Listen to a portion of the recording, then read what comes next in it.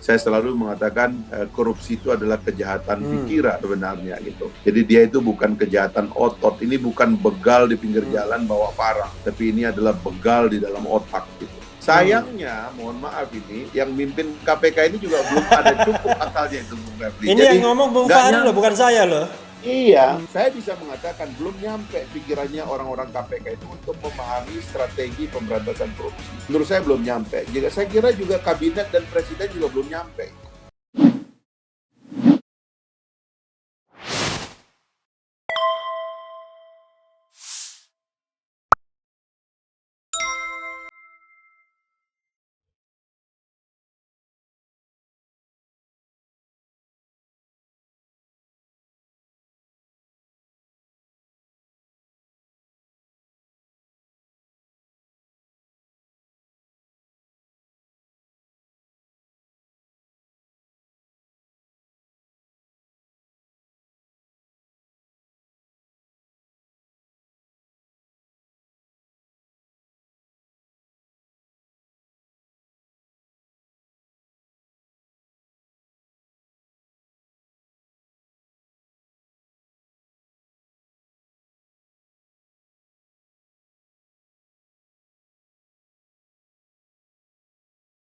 Oke, nah pertanyaan ketiga ini nggak asik kalau ngomong sama Fahri Hamzah tanpa menyinggung KPK dan Jokowi. Nah, ya kan? Pertama KPK dulu. Banyak orang mengkritik bahwa ini saya hanya mensarikan dari berita-berita dari aktivis-aktivis yang ada, ya kan? Mengatakan bahwa KPK sekarang memble, kan begitu? KPK sekarang lemah, terutama setelah adanya revisi Undang-Undang KPK yang Bung Fahri masih di sana.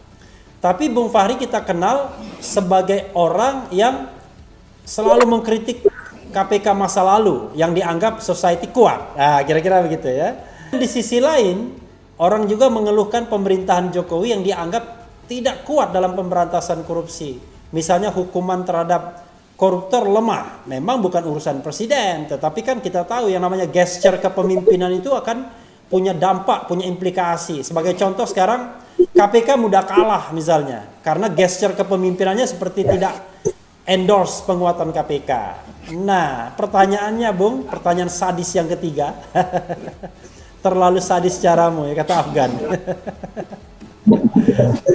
Apakah lembeknya, katakanlah saya memakai terminologi masyarakat yang saya baca paling tidak, lembeknya KPK dan lembeknya pemberantasan korupsi di era kedua pemerintahan Jokowi ini dan gejalanya terlihat di era-era terakhir pemerintahan jilid pertama itu adalah sesuatu yang dikehendaki, yang dibayangkan oleh Bung Fahri sebelumnya.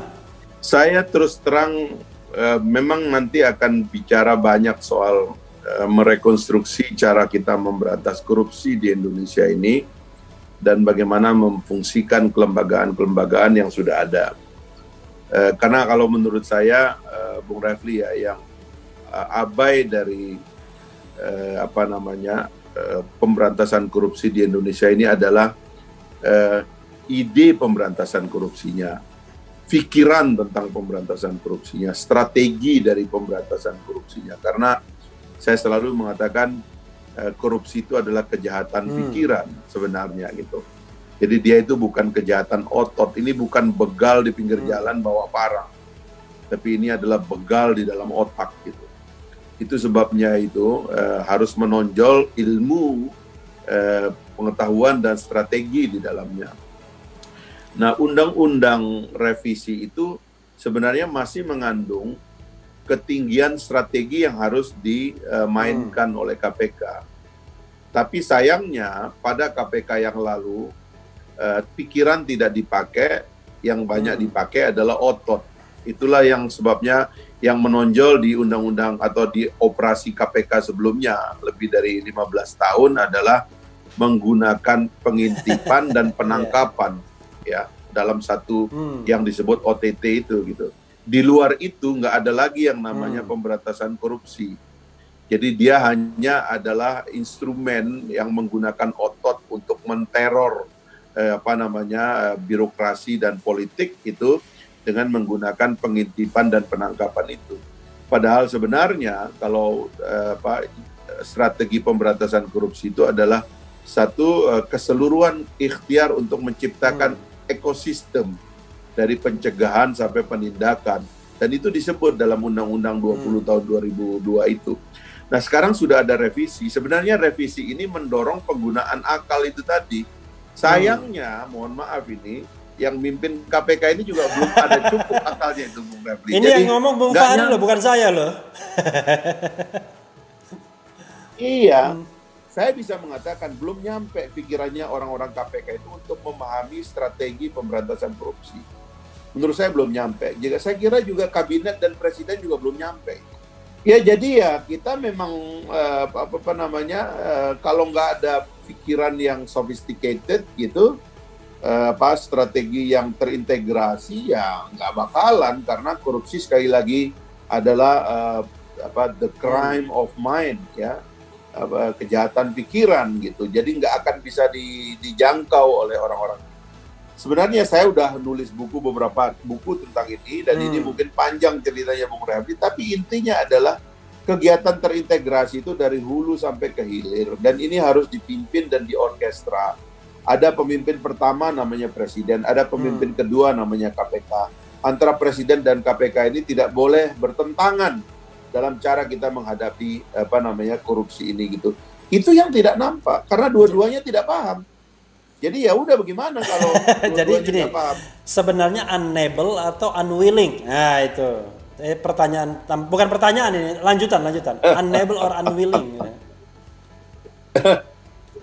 Sebenarnya gini, ini memberantas korupsi itu kalau kita ngerti desainnya itu akan sangat menarik sekali, karena itu akan menarik kita kepada filsafat tentang kehidupan, tentang kerakusan, tentang greed. Kalau kita bicara ekonomi itu kan, kalau Anda nonton itu ada film tentang kapitalisme, tapi dimainkan oleh pemain-pemain Hollywood itu. Salah satu judulnya itu kan Greed is Good, ya kan? Itu seri pertama. Seri keduanya itu Money Never Sleep, ya.